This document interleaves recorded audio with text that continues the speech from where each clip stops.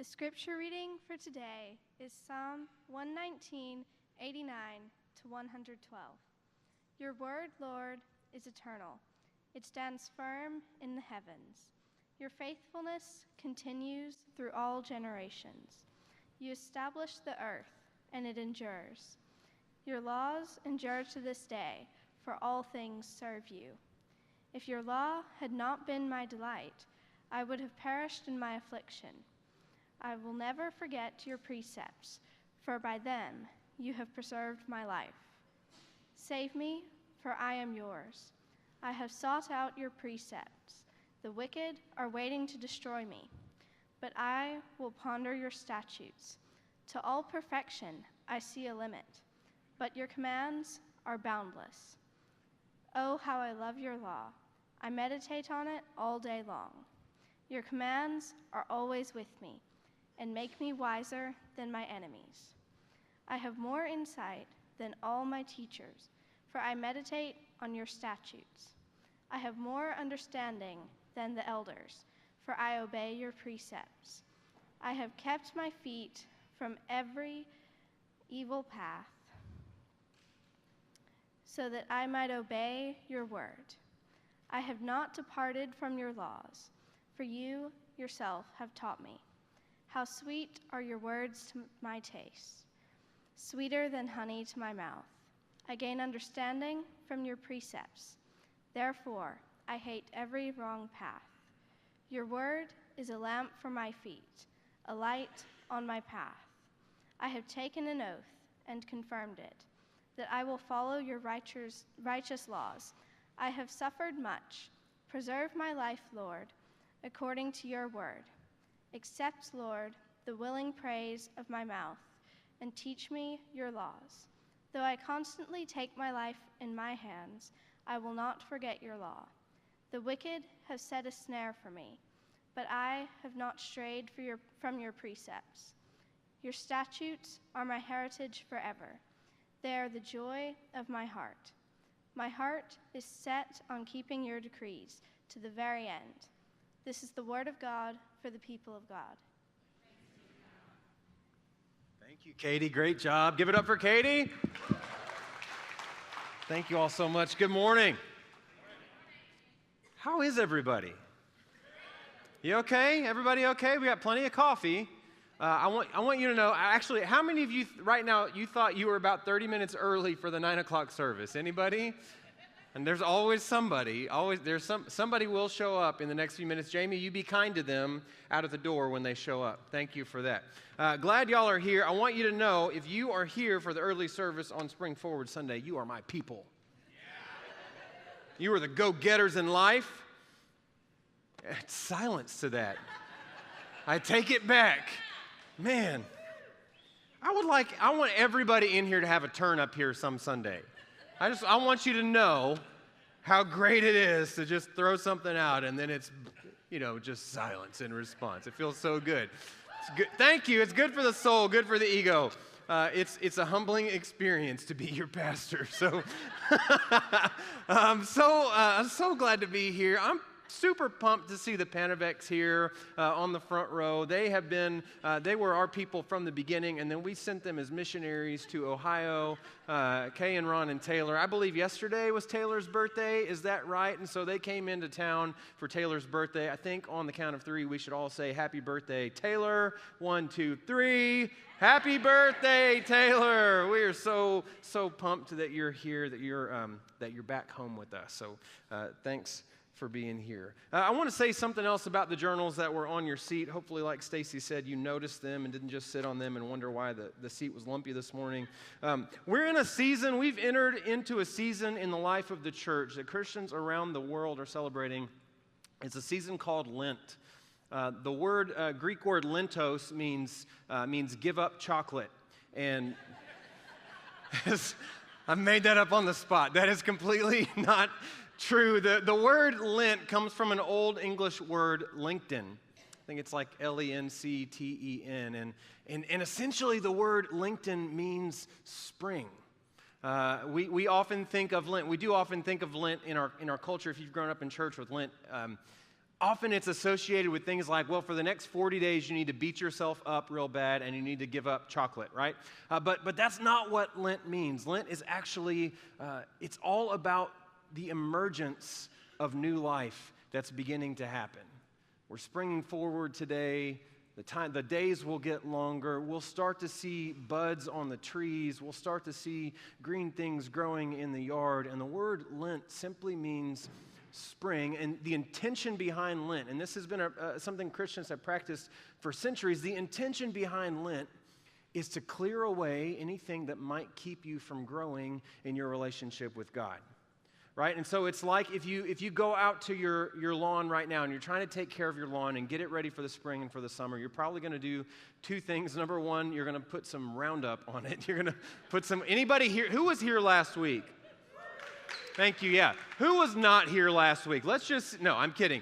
It's okay. You need to go back and listen. But what you might do to get your lawn ready for the spring is two things. One, you're going to put some weed killer down. You want to clear away the things that are keeping things from growing. But that's not the only thing. You're also going to put fertilizer down, because fertilizer gets to the roots and it helps it grow. And that's really what the season of Lent is all about. It's clearing away some things that might keep you from growing in your relationship with God. But it's not just giving things up. It's also putting things down or taking things on or adding things in that might help you grow in your relationship with Christ. And I'll just tell you, my experience and the experience of Christians across the centuries is if you want to grow in your relationship with God, there is no substitute for spending time with God.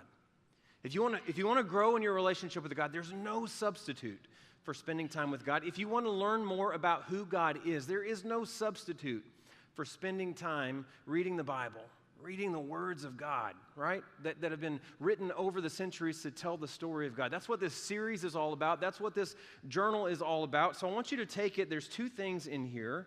Stacy said this already. There's a reading plan that's going to take us from now for the next 40 days, the next 6 weeks. Easter is 6 weeks from today. I'm excited about that. Jesus will get up from the dead again 6 weeks. He can't go back in the grave. He's already up. But 6 weeks from today, we'll celebrate that on Easter. And there's a reading plan that's going to take us through the entire story of the Bible, from creation to new creation. And then there's also a large card in here that gives you maybe some tips. Maybe you've struggled with reading the Bible or what to do with that in the past. And this will give you some tips on how to do that. And what I would ask is that you would take this journal and you would take these things and you would commit for the next 6 weeks. I want to ask you to commit to spending 6 days a week. The seventh day you'll be here for worship, yes? Some of you will be here, that's good. But 6 days for 6 weeks, and it will probably take you 10 minutes, 15 minutes. You could take 30 minutes. But I want to ask you to commit to taking this up, because I think if you'll do this, you'll find some new growth in your life and in your relationship with God.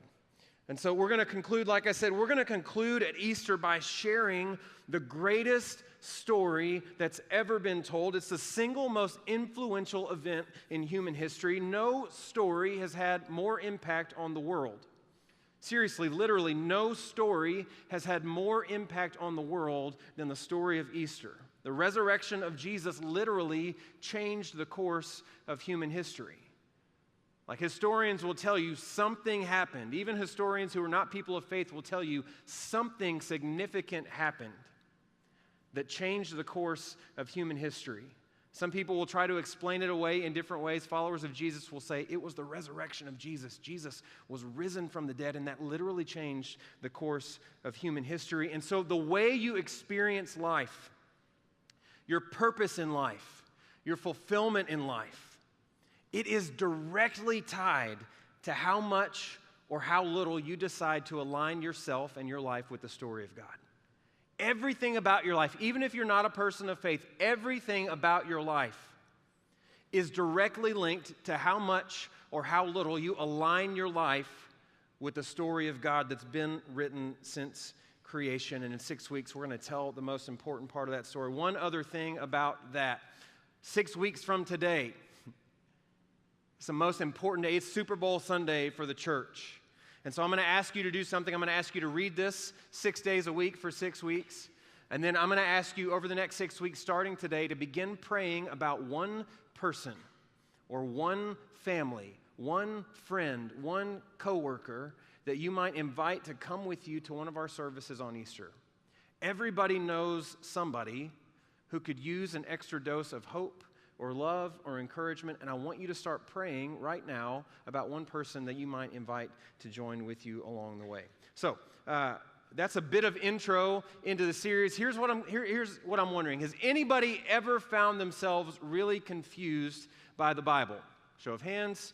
You found yourself confused by the Bible? Anybody ever thought you've read something and you thought, this is kind of strange? Right? Anybody, who's ever thought that it's kind of strange, or you've tried to get into it, or maybe you found it daunting or intimidating? I asked last week, I'll ask again, how many of you would agree that the Bible is maybe the most important book for followers of Jesus? Raise your hand. And then keep your hand up if you've read it from cover to cover. Right? So there's a disconnect there, and I could ask this in any church, and the results would be the same. Everybody would raise their hand and say, this is an incredibly important book. And then most hands would go down when I ask, have you read it from cover to cover? And if we're honest, there is a disconnect there, because if it's the most important, most influential story that's ever been written, and it's essential for us as followers of Jesus to figure out what it looks like and what it means, then it's really difficult for us to follow Jesus if we're not exactly sure what he said or where he went or where he's going or where he wants us to go. And so that's why we're doing this series. It's for anybody who's ever been confused, everybody who's ever been intimidated, anybody who's ever started in Genesis and given up in Leviticus, right? It's for all of you along the way. We're going to look at this overarching story of the Bible. And so as an intro to this series over the next several weeks, I want to ask two questions this morning. Number one is very simple, very basic, and it's, what is the Bible? What is the Bible, to begin with? Right? Because there's a lot of opinions, there's a lot of thoughts, there are a lot of theories about that, and literally translated, the word Bible simply means the books. Bible, it's like bibliography that you would have at the end of a research paper. It's a collection of books. The word Bible literally means the books. That's it. And then the word holy, if we're saying Holy Bible, the word holy literally means different or set apart, right? And so to say Holy Bible, the literal translation of the Holy Bible then would be something like the different books, the different books, or the books that are set apart from the other books. And what I've found in my own life, and what you will find, especially if you do this over the next 6 weeks, I think this is what you'll find.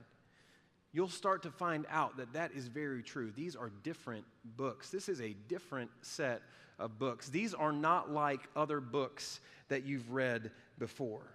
Because here's what I found. Not only can you read these books, but it's almost like these books can read you.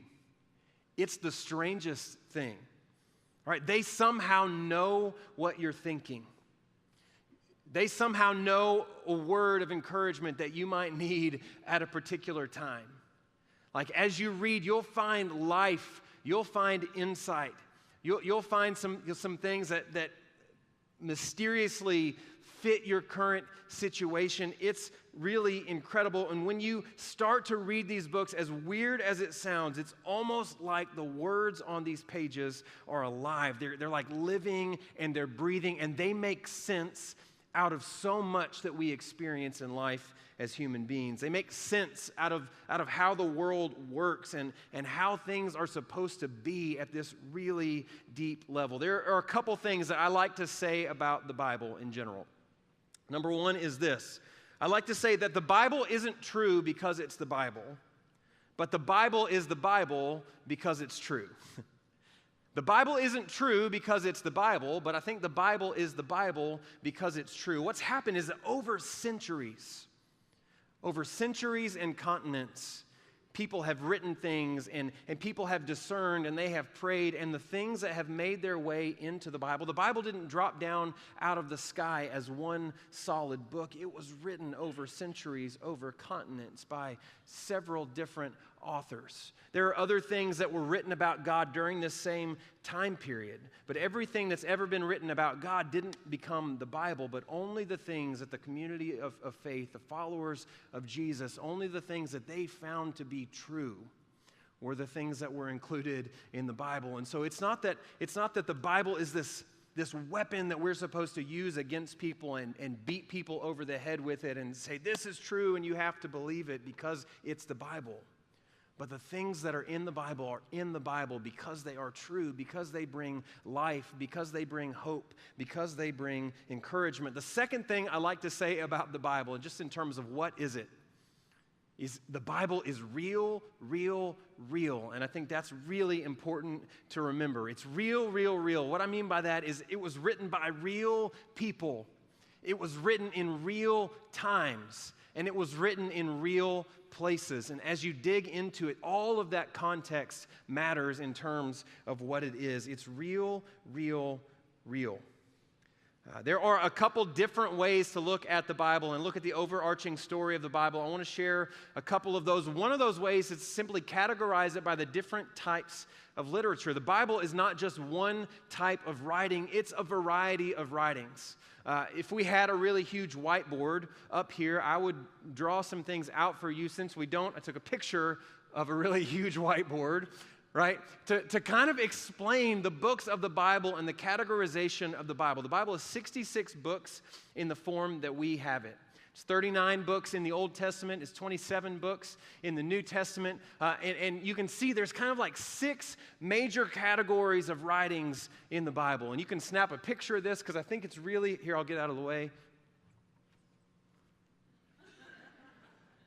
I see nobody, okay. I do thank you for taking a picture. Got a couple people. I think this is a super helpful illustration and diagram for what the Bible is and the type of literature that it is. And so you start in the Old Testament. It's broken into 2 categories. You've got the Old Testament. It's also known as the Hebrew Scriptures. And the Jewish people, the Israelite people, for them, that's their Bible. Those are their Scriptures. And then Christians, in continuing that story, and the fulfillment that we believe that Jesus is of the Old Testament, Christians incorporated the New Testament into the Bible, and so you have those two categories. But within those categories, you have different categories within those two. So you've got the law on the left: Genesis, Exodus, Leviticus, Numbers, and Deuteronomy. The first 5 books of the Bible.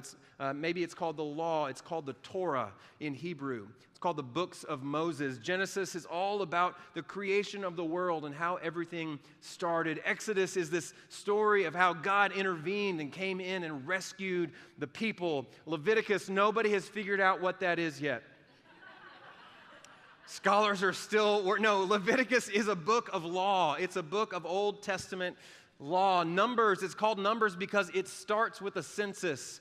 It starts with Moses counting the people, and that's why it's called Numbers. And then Deuteronomy is sometimes called the second law, and it's basically the farewell speech of Moses. I love the book of Deuteronomy. It's got some amazing stuff in it. It's this farewell speech of Moses. Then you get into the history section. I'm not going to give you a summary of every book. If you're worried about that, don't worry right now. History, you've got Joshua, Judges, and Ruth, and Samuel, and Kings, and Chronicles, Ezra, Nehemiah, and Esther. And these are the books that tell the story of the Israelite people. They tell the story of how they came into the promised land. They tell the story of King David. They tell the story of the promise that was made to David that someday somebody will sit on your throne forever and his kingdom will have no end. Then you go into the books of poetry: Job, Psalms, Proverbs, Ecclesiastes, Song of Songs. If you think the Bible is boring and not racy, read Song of Songs, and that will change your mind about that. So, just as it is not a PG-13 book, but it's in the Bible, right? And these are all these poems and songs and people just expressing their real lives to God. The book of Psalms. If you've ever wondered if it's okay to question God, or to have doubts about God, or to wonder where God is, all you have to do is read the book of Psalms. Psalm 13, Psalm 22, it's people just expressing their real, raw emotion to God. It's a beautiful book of poetry and songs. Then you get into the prophecy. You've got 2 categories in the prophecy: the major prophets and the minor prophets. The first 5 are the major prophets. In the Old Testament, the idea of prophecy isn't necessarily a prediction of the future, But it's more like God is giving these people a message for the people at that time and at that place. And then it very much applies to where we are now. And you see that throughout the prophets. You get into the New Testament, and the first 4 books in the New Testament are the Gospels: Matthew, Mark, Luke, and John. And they actually tell you, some of them tell you why they've written what they've written. Luke says, I've heard so many stories about Jesus, writing in a real time, in a real place. When he was writing, he didn't think, I'm writing the Bible.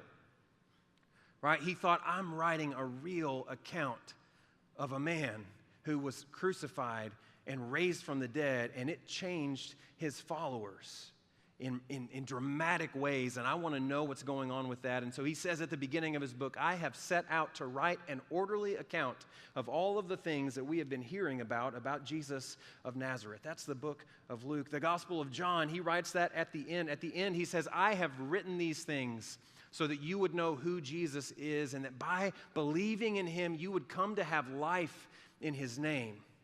Because John believes the story of Jesus will bring life to the people who hear it and follow it. Luke actually also wrote the book of Acts. Acts is the early history of the church. And then you get into the letters, right?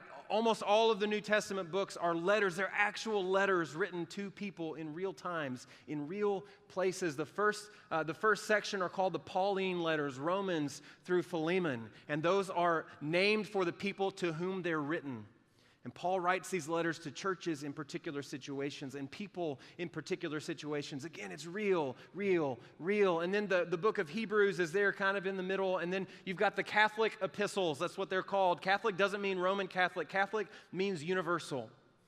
So if you've ever said the Apostles' Creed, I believe in the Holy Catholic Church, what you're saying is, I believe in the universal church, the capital C church, the church that's all over the world. I believe that God has called us to do particular things in particular places. And so these are letters that are written by these people, and they're named for the people who wrote them, the Catholic epistles. And then the end is the book of Revelation, which gives us this beautiful picture at the end of the new creation and the new thing that God wants to do in the world. So that's one way to kind of look at that. Another way to look at the Bible, which is what we're going to be doing over the next 6 weeks or so, is to look at the story that it's telling. I think this is incredibly important, because here's a couple things that the Bible is not. Here are a couple things that the Bible is not intended to be. Right? The Bible is not your life coach. The Bible is not a 12-step program. The Bible is not a 5-step path to fulfillment in life, and all of the steps start with the letter C. Right? The Bible is not that. The Bible is so much more than that. It is primarily a story. The Bible is primarily a story, and it describes the story of everything that has been, everything that is, and everything that will be in the world, from creation to new creation. And so there are 6 words. I want to ask you to just write these down, because I think they're a helpful guide as you begin to read through the Bible, and we'll explore these more over the next several weeks. Here are the 6 words. This is the kind of the movement of the story. Long story short, if we were to break it into 6 categories, it would be this. There's creation, the fact that God created everything. How did we get here? Why are we here? Questions that people ask about their own existence. It's here in the Bible. There's the fall, right? It's easy to look around the world and see that something has gone wrong, right? Anybody have life exactly the way that you want it? Everybody think the news is all good all the time? Right? No, something along the way has gone wrong, and the story of the fall talks about what's gone wrong along the way. Then there's the story of Israel. So much of the Old Testament is the story of the people of Israel, God's people, and what it looks like for people to struggle in being God's people. And then there's the story of Jesus. Right? You've got the prophecy that talks about Jesus throughout the Old Testament, and then in the New Testament, in the Gospels, you have the actual story written in biographical and theological form about Jesus. And then you've got the story of the church, which begins in Acts and goes throughout the letters of Paul and extends to where we are today. What's it look like to be the people of God in 2019? We are the church. The Bible has a lot to say about that. And then finally, we'll conclude with Easter, talking about new creation. Like, what kind of power does the resurrection story have for us? Creation, fall, Israel, Jesus, church, new creation. If you know this basic framework, you can open the Bible to just about anywhere, and you can get a little bit better sense of where you are in the story, and it can help you understand what you're reading in a little bit better way. So I'll close with this. We've talked about what is the Bible. Like, what is the Bible? Here's my second question. Who cares? Why does it matter? Like, why does any of this matter? Why are we so intentional about studying and digging into this collection of ancient books, these 66 books that were written 2,000 plus years ago? Why do these matter to us? Why is this important to us? I'll share a story with you. I read this story in a book this week. Louis Giglio wrote a book called I Am Not, But I Know I Am. I am not, but I know I am. And he said this in this book. He said, life is the tale of two stories. One of them is finite and frail, and the other is eternal and enduring. The tiny one, the story of us, is as brief as the blink of an eye.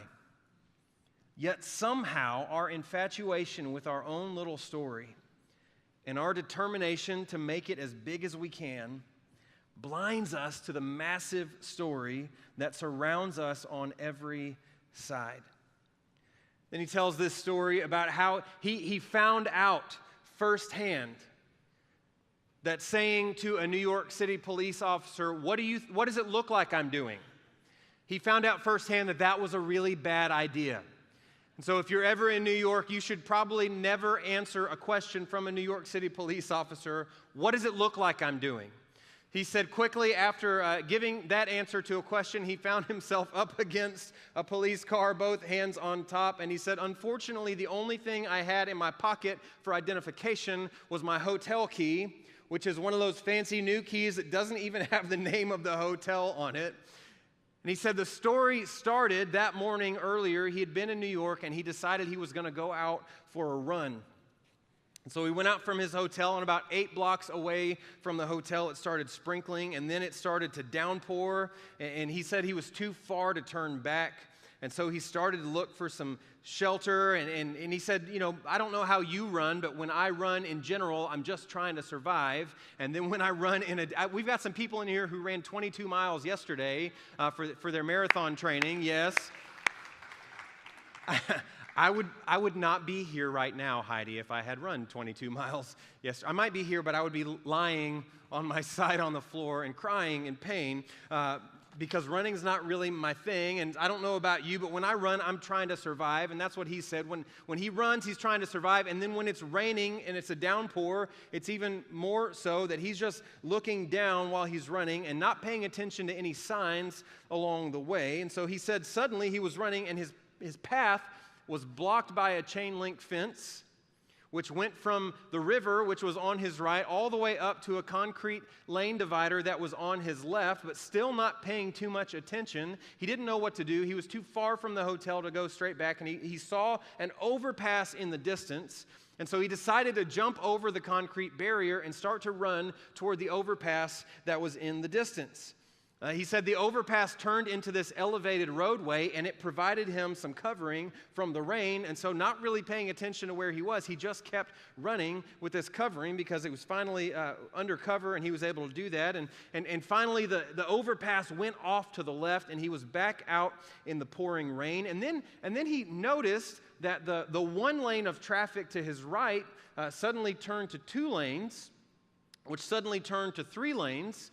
And then he was still running, just looking down running, and then out of the corner of his eye, he realized that there was traffic in all 3 lanes, and he was moving faster than the traffic was moving, and he said it was raining hard. I heard somebody yelling at me from outside a car, but I didn't really pay attention to it. I couldn't hear it. And then he said I was running, and I saw up in the distance there was a thick concrete median with 2 police cars parked in it, and he just thought, oh, that's great. And he kind of looked up and made eye contact with the police officers and didn't think anything of it until he heard like a beep from the police car. And then he said he was asked a question by one of the police officers, which he could not reprint in the book, just kind of generally asking him what he was doing, to which he responded, "What does it look like I'm doing?" Which, again, not a very good idea, right?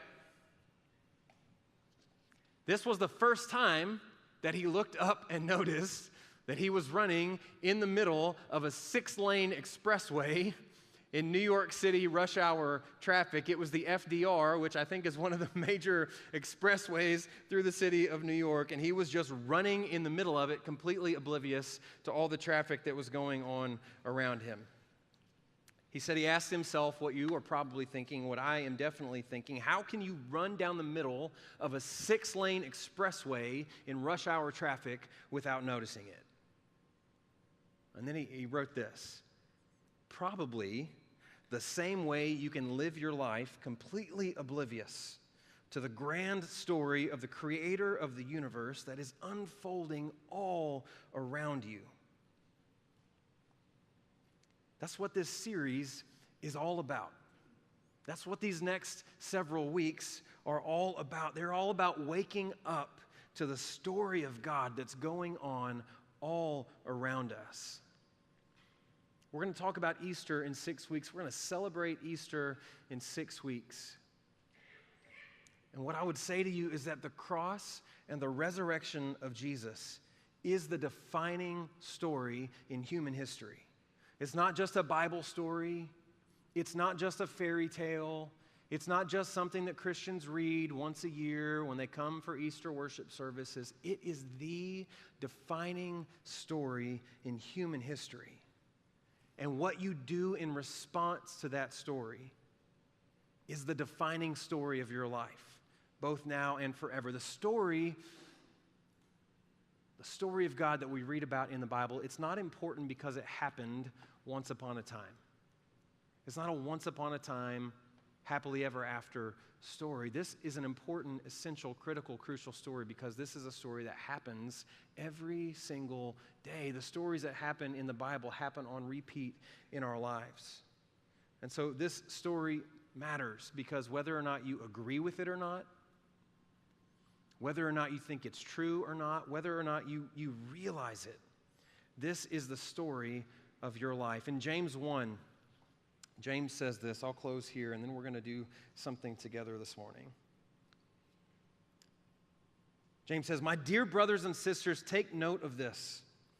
Everyone should be quick to listen, slow to speak, and slow to become angry, because human anger does not produce the righteousness that God desires. Therefore, get rid of all moral filth and the evil that is so prevalent, and humbly accept the word planted in you, which can save you." And then he says this. I think this is so important for us in our relationship with this ongoing story of God. He says, "Do not merely listen to the word and so deceive yourselves, but do what it says. Anyone who listens to the word but does not do what it says is like someone who looks at his face in a mirror and after looking at himself goes away and immediately forgets what he looks like. But whoever looks intently into the perfect law that gives freedom and continues in it, not forgetting what they have heard, but doing it, they will be blessed in what they do." In this life that we live, we have a constant and continual choice.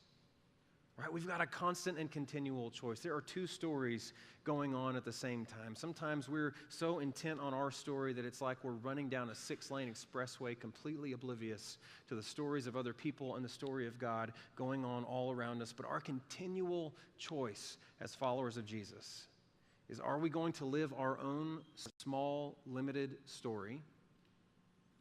And when we die, our story dies with us? Or are we going to give ourselves to the story of God? And are we going to continually allow ourselves to be awakened to the story of God that's going on all around us? And Jesus says the way to do that, the way to find your life, is to give it up. The way to find your story, the way to find the story that God has given to you and wants you to live and to lead, is to give up the story of yourself and step in to the story of God. In many ways, that's what the season of Lent is all about. It's giving ourselves away. It's getting ourselves out of the way so that we can live the story that God has for us.